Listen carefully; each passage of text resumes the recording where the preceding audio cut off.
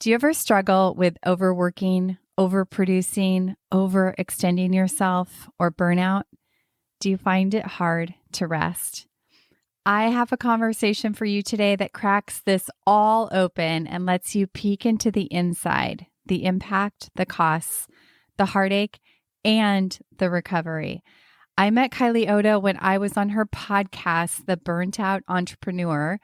We talked about unwinding the addiction to productivity, and I knew after our conversation that I wanted to have her come share her story with you.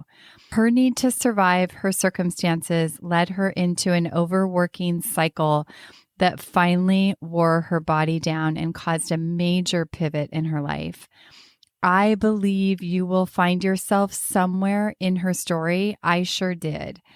This is a long conversation, but worth the listen. I invite you to shine a light in your own life as you listen to her story. Is your body or an area of your life calling for your attention?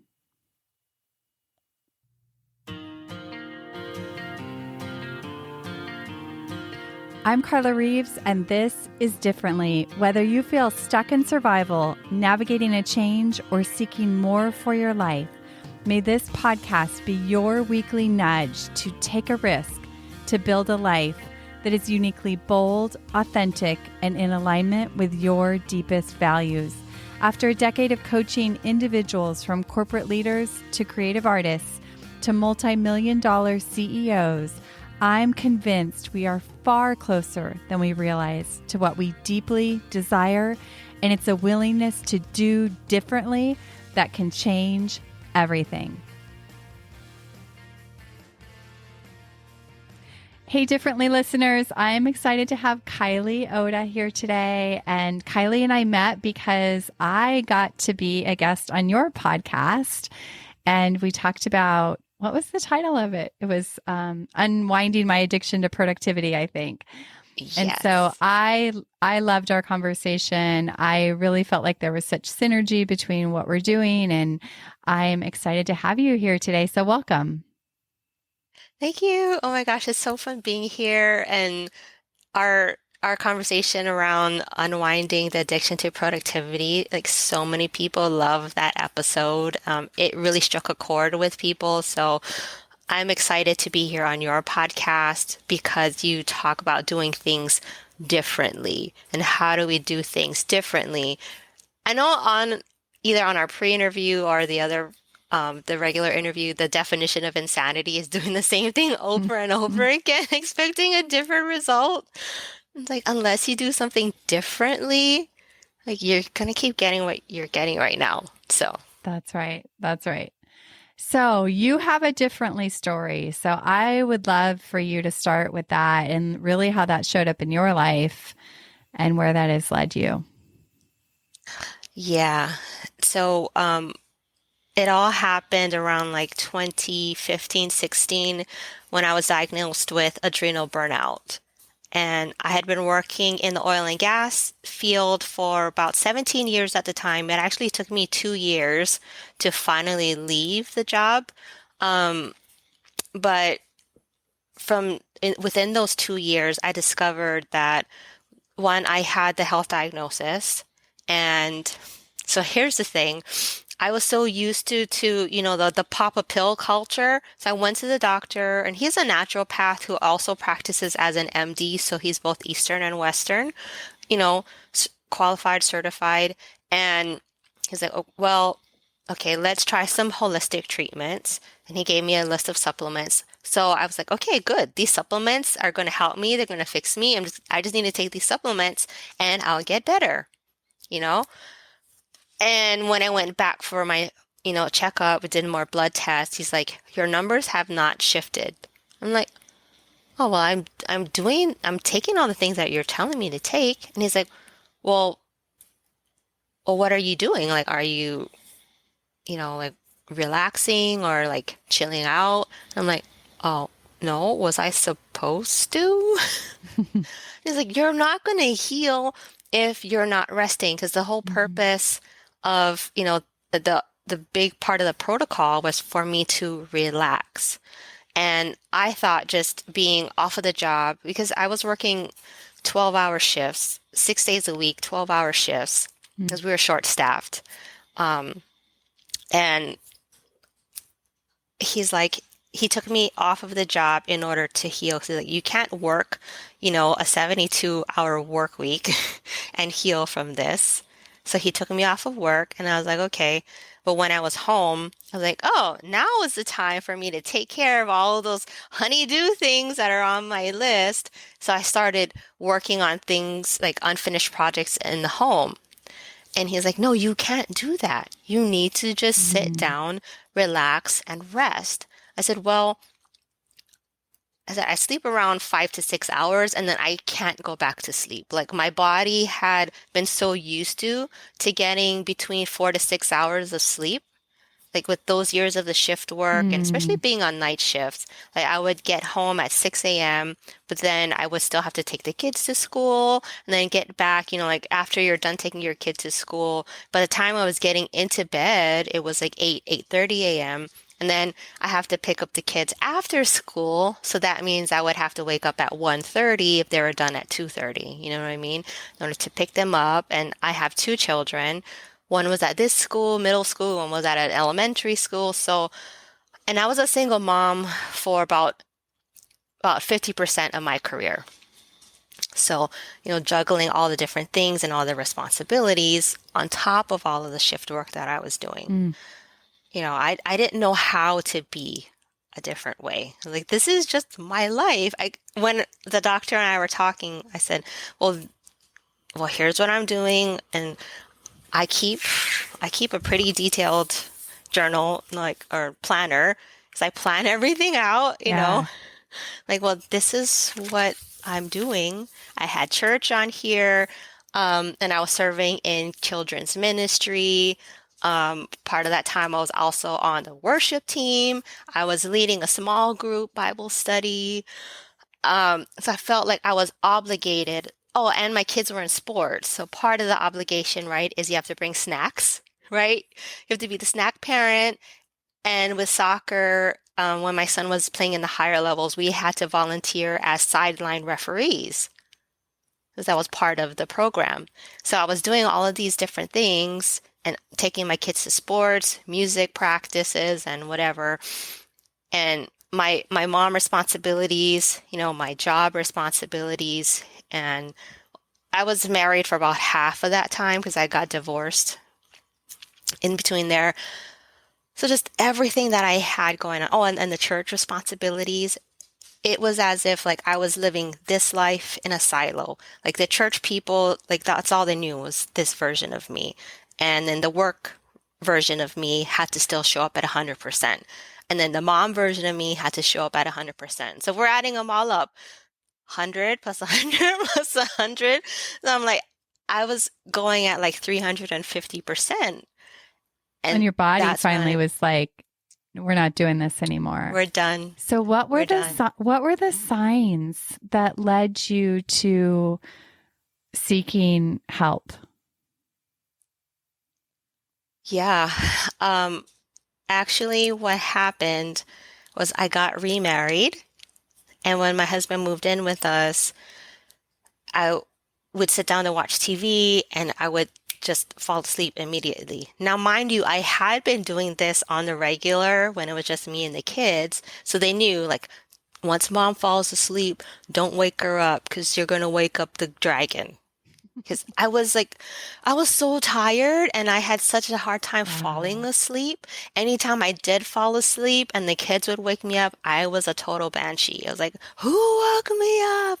Because like sleep, I was so sleep deprived. Yeah. So when my husband was, living with us and he would see me falling asleep on the couch when we're watching TV or like he'd take me to the movies.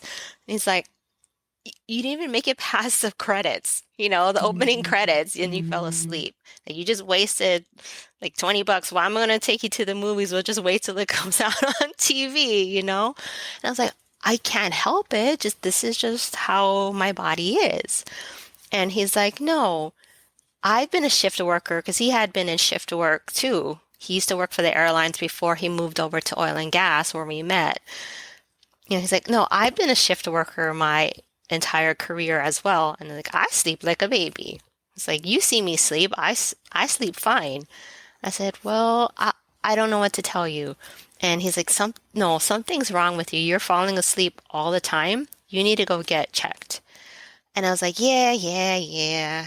Until, he kept harping on it. He's like, no, because this is getting in the way of our relationship because his love Mm, language is quality time. And anytime I would sit down and I fall asleep, he was like so disrespected. He's like, because mm. we were both shift working at the time. So anytime we did have to spend together, I was sleeping. He was like, no, we only have a limit of time to spend together because we were both on shifts. It's not like we would go to work during the day and come home and be together at the same time. We were kind of like ships passing in the night. And when we had a day off together, it was really important for him to spend that time together. So it was affecting our relationship. And I said, fine, I'll go, I'll get tested.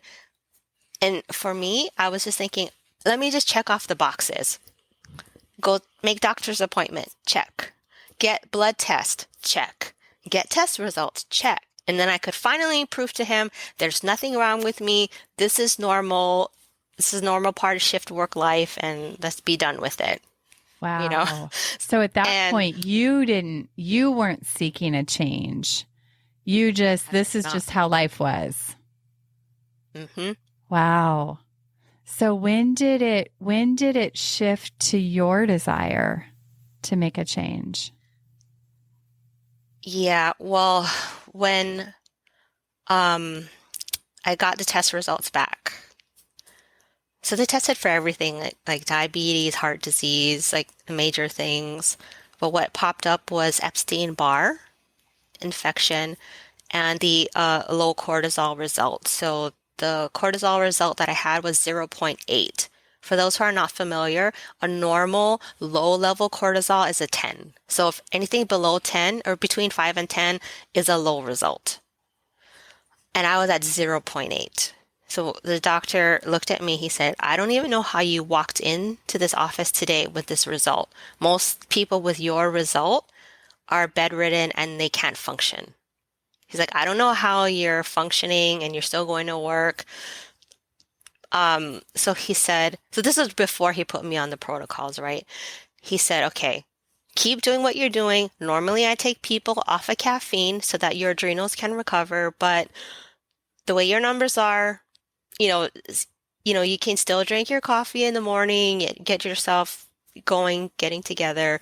And then once the supplements kick in and your body starts making things on its own, then we can dial you back down on the caffeine. I was like, okay. And that's so you would think me being almost dead or whatever, bedridden would have been the kicker. No. To wake you up. What actually happened, yeah, when I went back for that follow up and he's like, your numbers are the same. Like, what are you doing? And when I was talking about, well, I was still working out of the home and trying to catch up on my home to-do list. That's when he sat me down and he said, you need to stop. He's like, if you're not going to change your lifestyle, I don't know where you're going to be in a year. Mm. It's like, yes, the supplements will help, but you cannot out supplement, a horrible lifestyle. I'm I'm using those for I'm using that Yeah. phrase. You Yeah. know, you know, yeah, you can't out supplement bad lifestyle choices. And I was like, oh. And then it it hit me. And mind you, at that time, the doctor had written me a doctor's note for medical leave about 3 months in order for me to heal. And in those 3 months, when I was home with the kids, so at that time, my daughter was in high school and my son had already graduated high school. So, I'm dealing with, older children at this point. Mm-hmm. But just seeing the difference of me being around and, me being a parent in the home, before that, it I was not, I would say, not mothering them. I didn't have the time or the energy to really mother them. A lot of it was just checklist. Okay, took them to school, fed them food, gave them a bath, it was all just checking things off the list. And they didn't have that mothering time with me, you know? And when I got to spend that time with them, it really became evident that I hadn't been them. I had not been there with them their entire life. Mm. And I could see the difference and that they were craving my energy, time, and attention. And now that I had the time to give it to them, it it was a little too late. Like, like they're older already. They didn't want the mommy time anymore. Although they did make time for me, it was like I could see the damage that had been done to our relationship. Like they weren't close with me anymore. They kind of, when I was wanting to reach out and spend time, they're like, it's okay, mom, I got it. I had raised them to be so independent that they didn't need me anymore. And it hurt, you know, um, and when you have time to think about things and reflect on things, I just sat there and I was like, wow. Um, and it really got, because I made work my God or my idol, and I had put work on such of a pedestal that anytime work called, anytime I needed to do something at work, I was like, no, no, work is more important. That's why the sleep was important, because if I didn't sleep, then I couldn't function at work. So I realized I had made work my idol, and I had put my kids on the back burner, and now I was reaping the results of those actions or inactions in my home life. And because I was a shift worker, my parents were heavily involved in helping me take care of the kids. And I was like, well, they're getting nurtured, not by me, but they had caretakers in their life, even though I wasn't around. But I realized that the love of a mother is so important in the development of the children. And that's around that time is when I was introduced to health coaching. My friend invited me to a seminar, and we were already planning to go on a trip there anyway. So I went to the seminar, my husband did his own thing, and that's when I learned about health coaching, and I decided to sign up. And talk about like a God moment. I was already health coaching. I was in multi-level marketing as a Beachbody coach. And because I loved working out and I loved, seeing people get healthy, because I want to say I was always a health nut, but I took a food allergy test with the same doctor in 2008, and because I just needed more energy. And I realized, so my Bible study leader at the time, she had gone to see him and got her test. She's like, wow, all I had to do was eliminate eggs and something else from my diet, and I'm losing weight. I have so much energy. And I was like, I didn't need to lose weight. I've never really had a problem with weight, but that energy. And I was like, oh yeah, sign me up. So I went to go see him, got my test done. I was allergic to 36 different foods. Mm. 36 different foods. And I went through a whole food elimination diet, and my energy came up. I did lose weight because of the, getting rid of all the inflammation in my gut and whatever, but the energy had really kicked up. And I was like, oh, okay, this is cool. And I had always been seeking energy increasing protocols, or whatever you want to call them, because I knew I was going down this slope.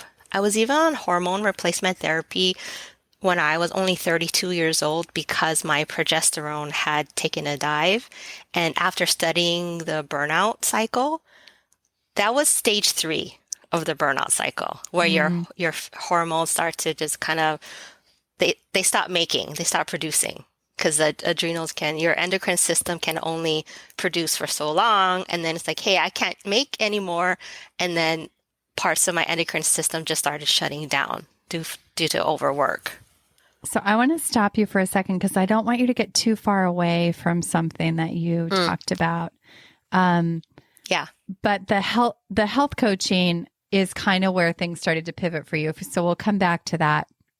But I want to acknowledge you for being so honestly, about like the impact that all had on you and your life and your family and your kids and your mothering. And it's a really big deal. And I know the people that I work with, I know my own journey, and I know people listening can probably relate to this like relentless drive and energy to like just keep working and checking boxes. And you have so like poignantly shown the impact of that, right? And sometimes when you're in it, you can't see it and you can't see the impact. And it feels like, I mean, your story, especially, it's like, how could you have changed that? You're a single mom doing all these things. And like, it just feels like this is how life is. And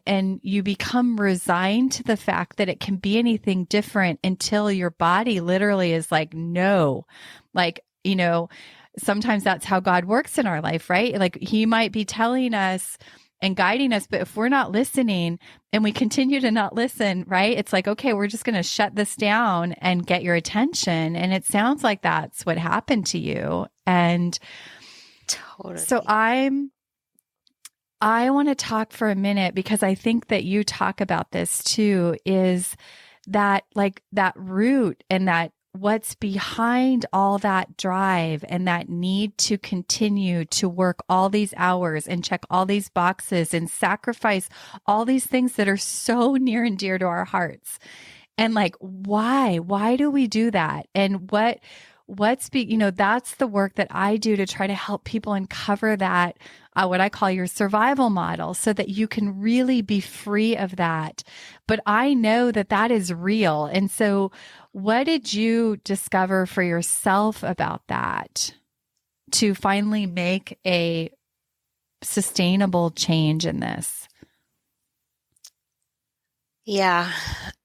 I, I realized I had been in survivor mode for, uh, the last 15 years of my life at that point.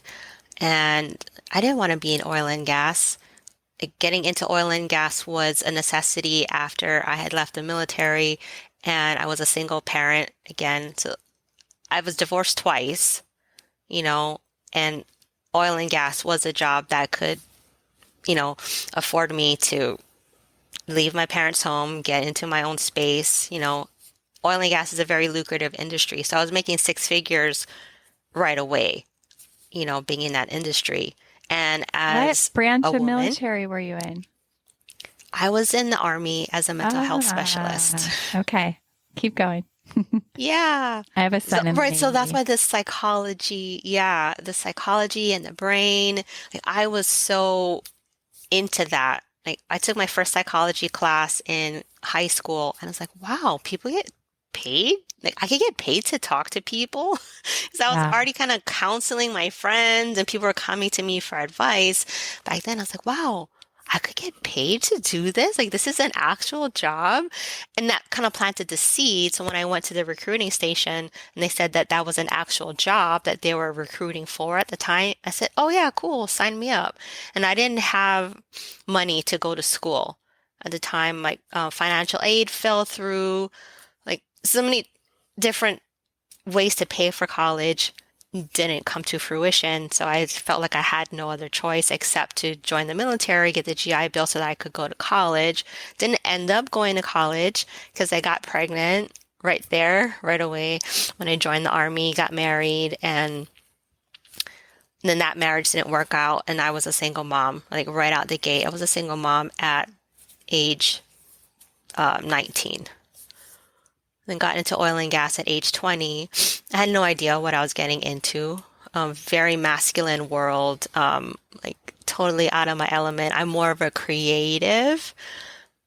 It took me into a very technological, logical thinking structure, and I had to acclimate and adapt, and I learned a lot about mechanical things. And um, so being in that world that it wasn't my natural bent, it took a lot of energy. So I think that also precipitated some of that burnout, because And the I was working trying so to hard. live. And Hmm. but was there Be something that also I wasn't. something, yeah, that was there also something that you, because I think you talk about this even on your website, like something you were trying to overcome or prove. And often I find that that's what sends us on this relentless pursuit and, leads to addiction to productivity and all of those things because we're trying to prove our own worth or identity or whatever it was. Was that the case for you? Oh yeah, for sure. And there's only a handful of females. I would say 1 to 2% of the oil and gas industry is actually female. Wow. Um, so some of the ladies that I was working with were like, man, we have to work twice as hard for half the amount of recognition. And that was kind of like this Their thing that culture this and underlying environment. joke that Yeah. the culture, the environment, and I was always trying to prove myself in that industry because I was young. I was a 20-year-old female, and I'm small. I'm 5'3" at the time that I joined. I was like about 100 pounds, Wow. you know? So like having to lift, 50-pound bags of chemicals and like wrenching and working out machinery, like it it was kind of a joke to them, like this girl's not gonna last. And but because I am the way that I am, right? I'm like, I A will prove you fighter. wrong. I'm a fighter. And it's like, oh, you think I can't? I will show Watch you that I this. can. Watch me. Yes. I've always been that way. And I think because I grew up with brothers, so there's that competitive spirit, like, oh, I can do what any boy can do. Because my brothers and I would, we would compete all the time. So it's like, oh, boy schmoys, like, it's fine. Like, I grew up with brothers and it was okay. And I know that had a lot to do with the burnout because I was trying to prove myself, prove my worth. And because I didn't go to college, so I didn't have a degree, I couldn't move into like the engineering parts, or any other um, parts of the field where it would take me out of shift work. Yeah. So I knew shift work was bad for me, bad for the kids. I mean, it hurt so much when I had to, leave my kids with my parents for the weekend because I had to work. But I got so desensitized over the years because Mm. I just had to. And like growing up in a divorced home, that was my MO, just desensitized because I felt the same things when I was going back and forth between mom and dad's house. It was like that separation from your parent, it hurts. But I had learned how to desensitize every weekend going back and forth. And then I applied that to my children when I was on the other side doing it to them. That was the way that I coped. That was the way that I survived and going to work. And I justified, making those sacrifices because I'm now able to provide. Like I said, I've been divorced twice. Both of the dads did not pay child support at all. So I was still having to provide for my children without any support. The monetary support, my parents were there and everything else. But, you know, um, I think it's like I so had to survive my fascinating whole life and that you adapt. talk Yeah. about that desensitizing because I think that does happen. And I think that it's Yeah. like even in the work that I do with people and the work I had to do in my own life of like addressing this kind of addiction to work and looking at how it actually had become like a little bit of an escape and a way to avoid intimacy. And I find my clients often resonate with that too.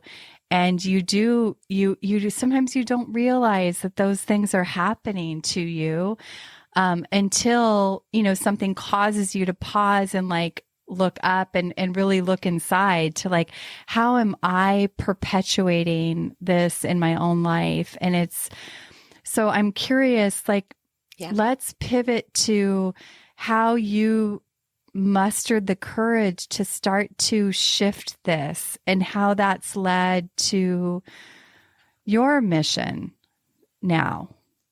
Yeah. Yeah. So when I was on my healing journey, I discovered health coaching, and it circled back around to when I was doing that mental health work.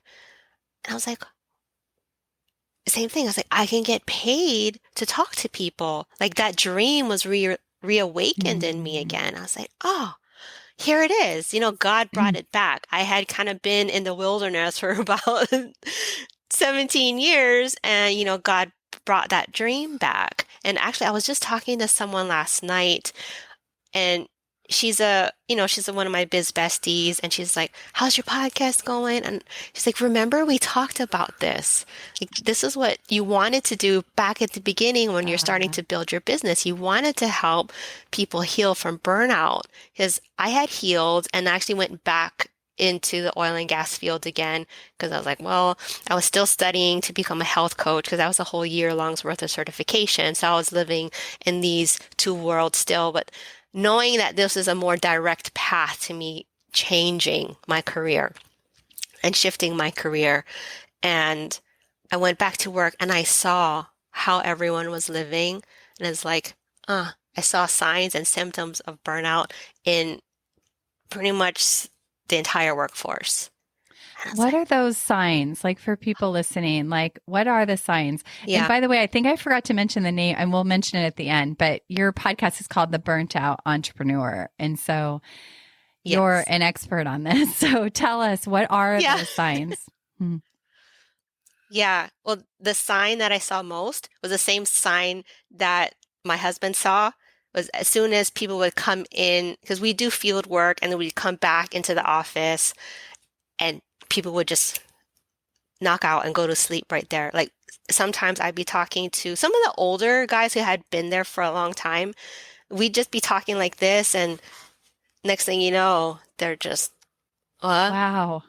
And so I saw that happening at work. So that's why I thought it was normal, because I saw my elders in the field and that was happening to them. So I was trying to justify falling asleep all the time was normal. And other signs are, so when you have high levels of cortisol, the belly fat stays, right? Because the cortisol is your fight or flight chemical. And when you're under stress, right, your body's trying to protect itself. And what does it do? It protects your vital organs. So that's why the belly fat, the visceral fat. Mm. So a lot of my coworkers, there's mostly men, had beer bellies. And I was like, oh, that's why. Okay. And they were short-tempered. So that's another one, like lack of emotional regulation. But mostly the sleep deprivation, the falling asleep all the time, the beer belly, and the lack of emotional regulation were the three things that I saw that were prominent in all of my coworkers when I went back to work. And I was like, huh, okay. And then the non-health related thing, the more intangible things, I saw the patterns in their lives too. Like they were disconnected from their families. There's a high divorce rate in oil and gas. I was looking at those things because it's like, also they're detached from their families. I'll get it. And then the people who were climbing up the ladder were more detached from their families than the people who were just there for a paycheck but made their home lives the main thing, Mhm. and they were just coming to work for a paycheck. They had healthier lives. They didn't have beer bellies. They weren't falling asleep. They really took their time off seriously. They didn't work excessive amounts of overtime for money. They just came in, clocked in, and made their families, the more important choice. And I was like, oh, so I saw the The difference. And I contrast. know God was showing it, the contrast. And I know that was God helping me to recondition my thinking This was my literal wake up call. And when the doctor said, like, you could keep doing the way that you're doing it, but I don't know where you're going to be in a year if you stay at this job, you keep living at this pace, and you don't slow down. He's like, don't pretty much he said, don't come back to me if you're not going to change your lifestyle, and I don't know where you're going to be in a year from now if you don't change.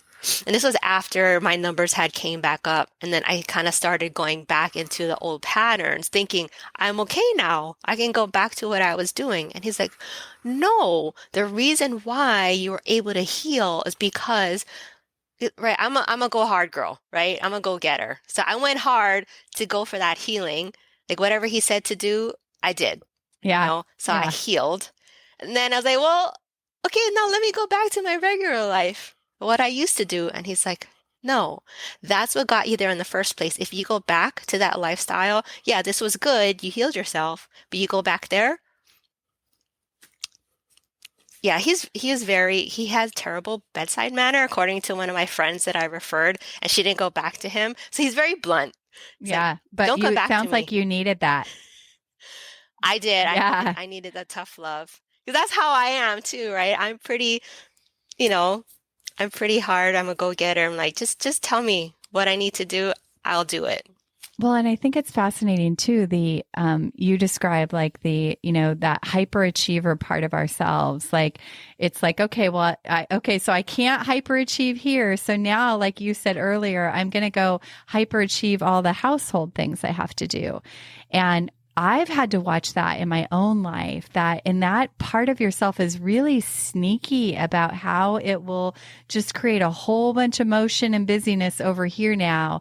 And it really does take being mindful to keep that under control. I know I have to watch that myself. And it can even look like good things. It can look like creativity but where it gets you into this state of overstimulation and pull you away from those other things that are important and more important. Okay, so walk us through some of the things that you did that people listening who are relating to what you're doing can also start to look at in their own lives. Yeah. So I would say what helped me heal was Netflix and chill. Not the dirty-minded way of Netflix and chill, but I honestly sat in front of the TV. I found a Netflix series that my friend was watching, and it was on Netflix. And I was like, you know what? So I just started watching that, and it helped my brain to disengage from my to-do list.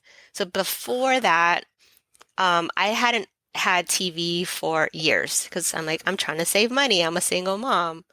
And I just like TV is the enemy of productivity, so I'm not going to watch any of it. So when it was time for me to heal, I just turned it on just randomly one day. I was like, whatever, I'm kind of bored. Let me just watch it. I slept so good during that Netflix binging time. I was like, huh. So I realized what was happening. My brain had disengaged from my to-do list, and I was able to fall asleep. I was able to Wow. rest more comfortably. Because, sometimes when we have that addiction to productivity, our to-do list is forever playing in It's our always brains. We there. have a hard time falling asleep at night, or we're dead tired during the day. I'm like, oh, I can't wait to get to bed. And, you know, as soon as you get to bed, wide open, your eyes are wide open, and oh, did I do that? Oh, okay, well, let me add that to my Asana list for tomorrow. And oh, maybe I could just do it right now. Like getting It's that brain to crazy quiet making, down. right? Crazy making. Because we always feel like we're so behind. We Yes, always feel like we're always. so behind because our to-do lists are a mile long, right? And it's just sitting in front of that TV and the doctor saying, his prescription was rest. Like, you need to learn how to rest. You need to just sit there and don't do anything. And I was like, but what about my house? He's like, you have kids, don't you? So my kids were older at the time. He's like, you have kids? You have a husband? They know how to do things. And then my perfectionism was like, but I fired them from those jobs because they don't load the dishwasher correctly. They don't fold the towels the right way. Um, Mm. my socks go missing or like they're folded the wrong way. And I was so bent on everything being perfect that I was like, nah, no, don't do it. I'll do it. And I just started taking everything on.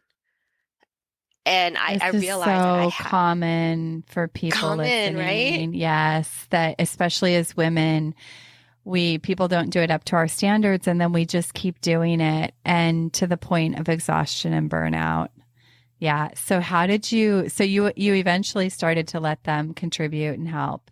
What a gift for your kids. I've seen that in my own life. It's a gift for your kids to do these things.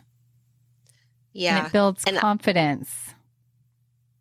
I, the only reason why I did it is because the doctor said so. I wouldn't have if Yeah. that wasn't part of my actual protocol. He said, don't do anything. When you go home, don't do anything. I need you Wow, to sit. don't do anything. Like that had to be hard. Because I know It was the hardest thing in the for world. hyperachievers, doing nothing is like death.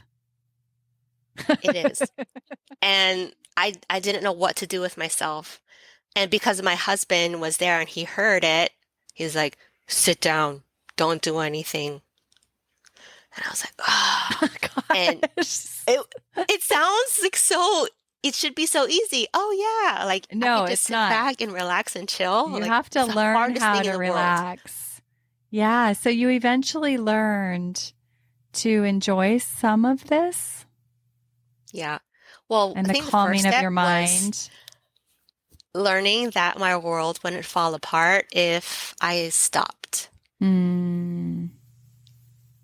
And yes, were the floors sticky a little bit and like were the dishes not done properly and were there dishes left in the sink and laundry kind of overflowing and like not everything was put away.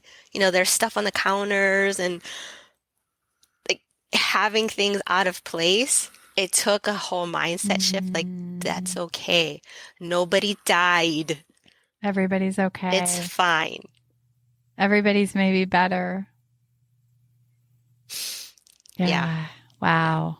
And I grew up with a mother who, so my grandmother was a real estate agent when my mom was growing up. So the way that my mom learned how to keep house was everything had to be perfect because my grandma was always showing homes and people would come over to her home. So the home had to be spotless. Wow. So my mom's house is still spotless till this day. If you go to her house and like there's like a blanket on the couch that she was using and she forgot to fold. She's like, "Oh, no, my house is a mess. You guys can't come in." And then because I would go up to pick up my sister sometimes, and she's like, when my sister was still living at home, she's like, "The blanket was out. Like, sorry you couldn't come in, but the blanket was out." Wow. And, but that was the extreme that, I had learned from my mom. So to have things unkempt in the home felt like I was failing as a mother, as a wife.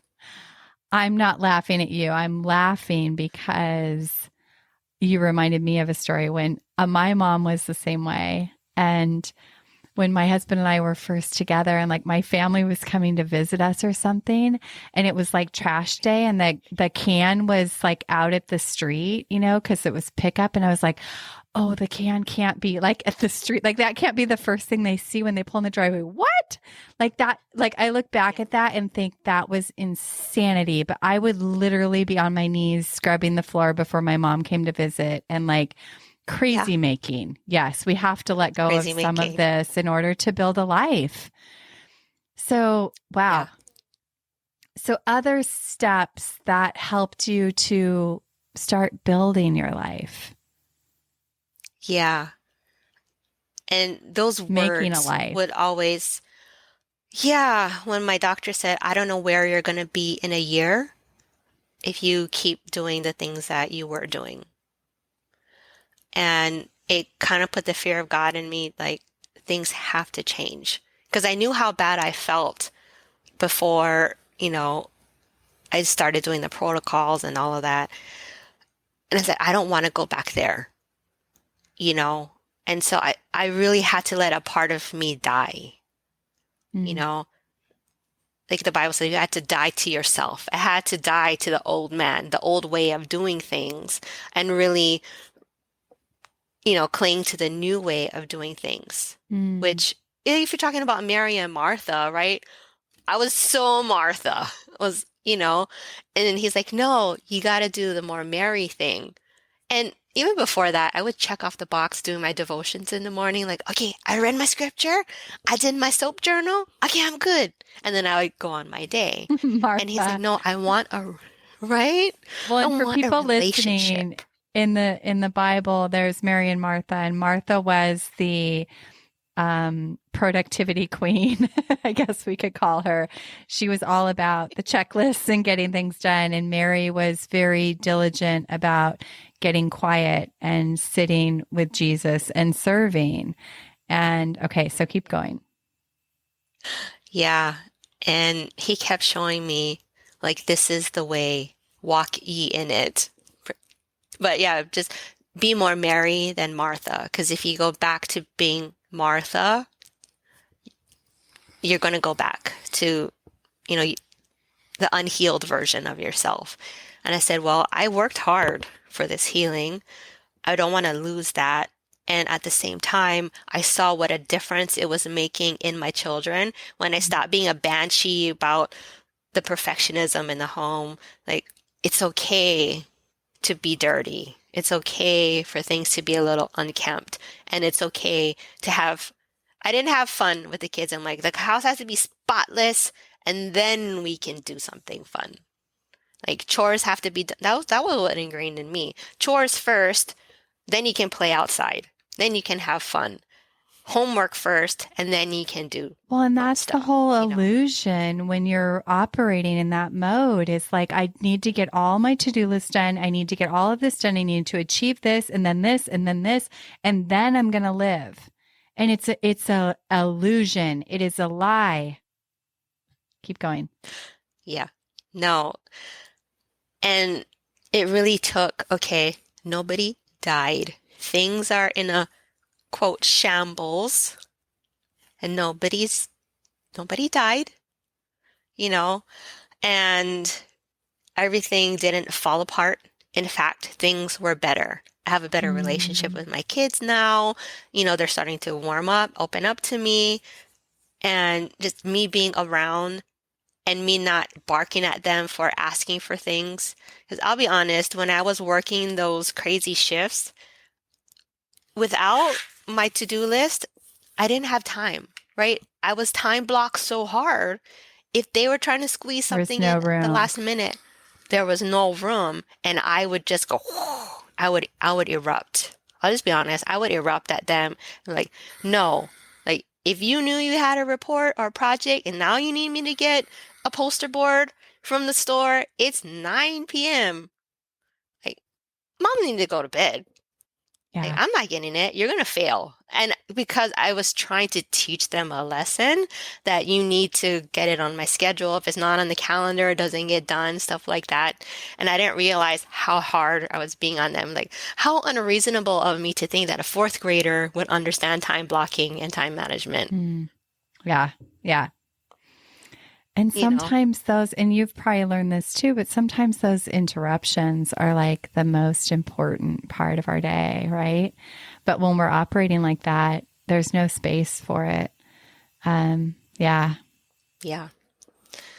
Yeah. So having a clear schedule and allowing, the fluidity to happen. And I'll be honest, that fluid scared the heck out of me. Because I mean, like anything could happen. That means I didn't have control of my schedule. If I was flowing to what was happening around me, that meant in my brain, I was out of control. Like I didn't have a handle on my life. But in reality, did I really have a handle on my life? No, my life was controlling me. Even though I was like, oh, well, I'm in control of my time blocking. In reality, all those time blocks were appointments with other Wow. people, other entities. So they were, in fact, controlling me and my time. I didn't figure it out yet until I had to clear my schedule. And I was like, wow. And then started adding things that I wanted to have back in my life. I said no to a lot of um, external things like church. I stepped down from church, stepped down from worship, our kids' church, worship, Bible study, let everything go. And it was like, oh, I have an excuse because I'm sick. So yeah, I'm on a sabbatical, or whatever, you know. But then I didn't want to go back. I didn't want to go back. And I was okay with that. And I was finally okay with not producing. I was finally okay with Mm. living my life and just enjoying my family and making the important things important. Because I said, like my kids grew up the majority of their lives without a mother, you know? And now I'm here. And how much better is it for them that I'm here and I can be with them? And honestly, I was working so hard. You know, I did a lot of reflecting. I was working so hard to make enough money so that I could quit. Because um, I tried applying or looking for different jobs, but without a college degree, there was no way where I could make the same amount of money that I was making in oil and gas without a college degree. So I just felt stuck in my career. And I felt like if I worked hard, because it was very lucrative, if I worked hard enough and I had enough in my 401k, I could retire early. And then once I'm retired, then Then you can live your life. I could relax. Yeah. Wow. Yes. I think what you said about like I was finally okay to stop producing. Wow. Right? Like, and then when you get to that point, like in July of this last year, I caught myself again in kind of this, I think a little bit burnout. And I felt God telling me like something needs to shift. And I took the month of July. And this is good for people listening too, because I think it may not take like a leave of absence always. And it may not take, you don't need to like leave your life for a year to like make these discoveries. But I took July to just strip away anything that wasn't absolutely necessary in my work, other than to just, I wanted to keep my podcast going and I wanted to keep serving my clients well. And I let everything else go. And it was really uncomfortable, but it really, like, just like what you were saying, it showed me again where I was making work the idol and the most important thing. And it helped me to stretch into relaxing again, which I'm learning to enjoy. And it ends up giving back to every other part of your life. And it's so contrary to what we've been taught. And it does take the hard work that you've been talking about, like these really hard things you have to look at and be willing to set down for the sake of something much bigger. But for people listening, maybe it doesn't even take a month, right? To like set down everything, but to just be willing to start asking yourself some different questions that are going to lead you on the path that you need to take, right? Or want to take, or being led to take. Because it is possible to still love your work and be productive and have a life. Yeah. And teach our kids this, right? Model it for our children, something different. Yeah. And I realized, so my kids are about 3.5 years apart. So when I was going through the health crisis, my son was in high school, my daughter was in middle school. And when I had shifted, I I realized that my daughter actually grew up with a different mom. I was way hard on my son because he was the eldest. I made him help me with chores because mom has to work. So you need to learn how to do the laundry. You need to learn how to do the dishes and blah, blah, blah, blah, blah. And with my daughter, I wasn't as hard on her and I kind of let her grow and expand and whatever. So now, even when she was going to college, we paid for her college because I had a savings account for her. And I made sure that she didn't overwork herself and she wasn't in burnout. I would see it on her because she was going to school full time, had a part-time job, and she was studying to become a vet tech. So vet medicine is pretty hard. It's similar to like a nursing degree, right? And I was like, no, you're working too hard. Like, let me take some things off of your plate. Like, I was there to help her, to help Release catch the things pressure. that relieve the pressure. And it had been, I realized like, wow, this is so different than how I grew up. Like, my parents would have just said, well, suck it up. You chose to keep working, so it's your fault. Like Wow. you own it. And I kept saying like, you don't have to work a second job or, you don't have to work. Like, if you need money, I'll give you money.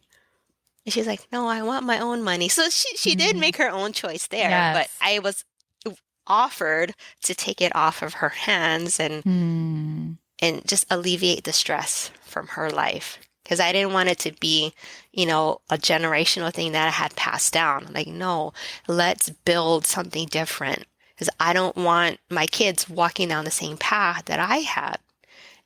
And like I want to do whatever I can to give them the most life expectancy, how to be happy in their lives without overachieving.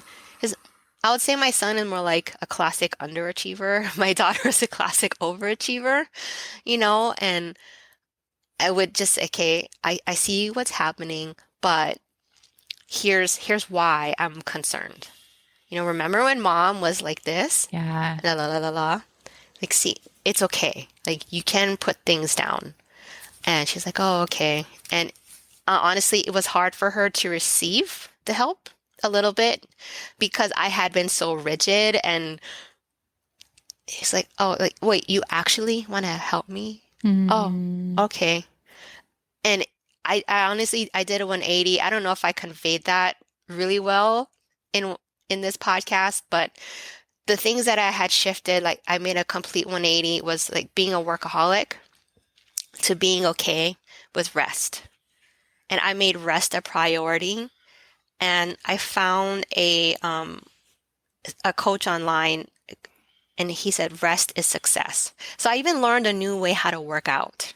He would do HIIT exercises and he was educating us about the body. And he said, you go hard and then you rest hard because that's how you'll build more stamina and more muscle. So his whole thing was rest is success. And when I was overworking, I was like, oh, trying to overachieve and like try to keep up and keep going. It's like, no, rest is success. I was like, wow, that's so profound in every area of life.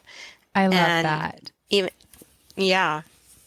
Yeah. That's so beautiful. And it's so true. It's so true. And it like every time I rest, I have more to give in every other area of my life.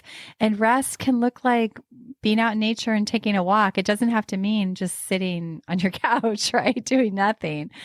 So tell us, Kylie, as we wrap up, how do you work with people today and where can they find out about your podcast and all the things you're doing? Yeah. We could go on forever here. We could. So the first thing that I do with my clients is have them understand their burnout archetype. Because there are 4 major personality types. In any personality quiz that you have online, there's usually 4 buckets of personality types. And in my world, there's the powerhouse archetype, which is what we talked about primarily on this podcast, the overachiever, the go-getter. And then there are 3 other archetypes, and you can learn about them and take your own quiz at burnoutarchetypequiz.com. And there's different protocols for each of the 4 archetypes because there are two ones that are kind of the overachiever mentality, the powerhouse and the perfectionist. And so there's a different protocol of healing for those overachiever types. Mm. And then with the other two archetypes, which is the popular and the philanthropist is more of an overgiver, a people pleaser. So there's a different mindset shift that needs to happen for them. And the popular archetype is more like a social butterfly where she enjoys being around people. And so just there's a different protocol for each personality type. And that's the biggest thing that I learned. I learned all about the health coaching. I learned about the personality types when I was leading and managing in corporate. One, there's nothing new under the sun. So if you've taken like a DISC or if you've taken a Myers-Briggs, MBTI, when you take the archetype quiz, you'll see that some of the qualities that are in those other quizzes I brought into my quiz, but it's specifically the results that you get at the end are specifically geared to entrepreneurs who are experiencing burnout and how you can heal and recover from that because it's a different mindset. When you're working in corporate and in entrepreneurship, there's just a whole different mindset that goes along with that. And I want people to understand that it's not one size fits all. Like burnout is a journey, like the healing journey. It's a process. And there's a different protocol for different personality types because there is a different kind of mindset shift that needs to happen with each different archetype. And that's where we really start. That's where I start with my clients is having them understand their archetype and really like owning their archetype. And I call it owning your audacity because sometimes like audacity is like, how dare you? How dare you leave the dishes out, dirty overnight before going to bed? Like, how dare you? So it I really like that. own your audacity. Yeah, that the audacity, like just own your audacity, own it. Like how dare you? Yes. Yes, how dare I be myself and not like you, mom, or not like you, dad, or not like you, corporate boss, or whatever business coach is trying to tell me to do like this thing in my business when it doesn't work for who I am, doesn't work for my personality type. And part of it was also my son had ADHD, and the things that the teachers were telling him in school obviously was not for his learning style. And Well, you have so to I have realized audacity to break some of these cycles. yes, Yes. yes, you have to have the audacity to break through and overcome those limiting beliefs or those mindsets that you've maintained all these years. You have to have the audacity to break through. And that's what I work with my clients in the program, help them to build the confidence to become themselves and embrace who they are so that they can live their God-filled purpose and identity. Is if we're not living in our God-filled purpose, like really what are we doing? We're living somebody else's life. Yeah. And God created us with a specific purpose. Like we are a specific cog in the wheel of life, right? And if we're not fulfilling our purpose, then we're missing out on the fruits of that labor.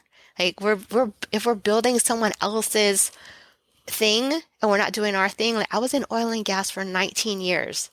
I say like I was in a 19-year wilderness journey where I was out there doing things, but at the same time, nothing, because it didn't fulfill me. It didn't fulfill my purpose of what I was called to be here to do.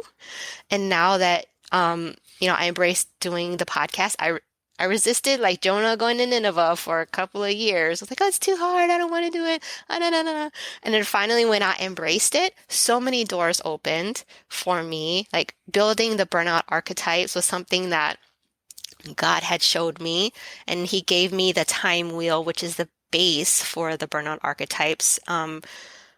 Anyway, in short, the time wheel it's the acronym TIME, TIME. Time, T stands for time, I for ideas, M for money, E for energy, and it's in a quadrant. And the different archetypes fit into those boxes. And if you go to timemanagementprinciple.com, you can learn about the time wheel. But that's the first thing that he dropped in. Is people who say that they're burnt out, they all say, I don't have enough time. But the four Yes. quadrants of the time wheel actually are the four drivers that lead people to burnout. The time is a philanthropist because they love quality time. They love spending time with people. And that leads to them really over people pleasing. And when they're on their shadow side, they're like, oh, people are, like, I'm feeling abandoned right now. Like maybe I need to do more people pleasing so more people love me. So it just has they're this sneaky. fulfilling. It's so sneaky. Like, and each archetype has a shadow side. And when you fall prey to that shadow side, it's like you end up digging yourself more into the burnout hole because you're like, oh, I need to do more of what is actually burning me out. Yes. Because that's where we feel comfortable. That's where we think it's going to help us. But in reality, all you're doing is giving away your energy to whether it's people or activities or whatever your driver is, you're giving away your energy to that. And you have nothing to fill your own cup up with. And right, we cannot pour from an empty cup. Yes. If we're trying to achieve, like, if you have nothing left in your cup, how are you going to achieve anything? There's nothing left to give. For you guys listening and you're feeling like your cup is running low, you've got to check out what Kylie's doing. The Burnt Out Entrepreneur podcast. What is your main website? It's kylieota.com. Awesome. Yeah. So if you want to go there, you can go kylieota.com/podcast. That will take you to the main podcast page. You can listen to the first episode on there is like, what is burnout? And I go into more details about burnout and signs and symptoms. And then the next 4 episodes are the archetypes. So you can listen to all of those 4 episodes. They're less than 10 minutes a piece. And you can see, which one is, resonates with you. Yeah. And then if you don't want to take the quiz, but honestly, the quiz, it's really quick. You go there, it's like 25 questions, and you just pick which word of the 4 resonates with you, and it's a quick hit. Like, this one. Yes. If you take too long to decide, like you want to go with your first gut reaction, I know my perfectionists are going to be like, I don't know which one to choose. Yes. I So hear go that. take the quiz. Yes, go take the quiz, everybody.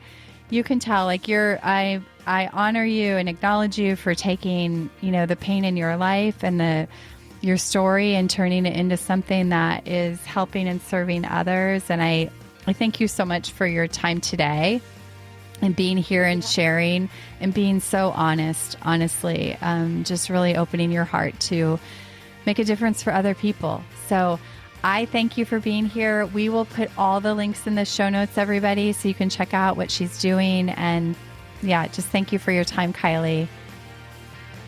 Thank you for letting me be here and share with your audience today.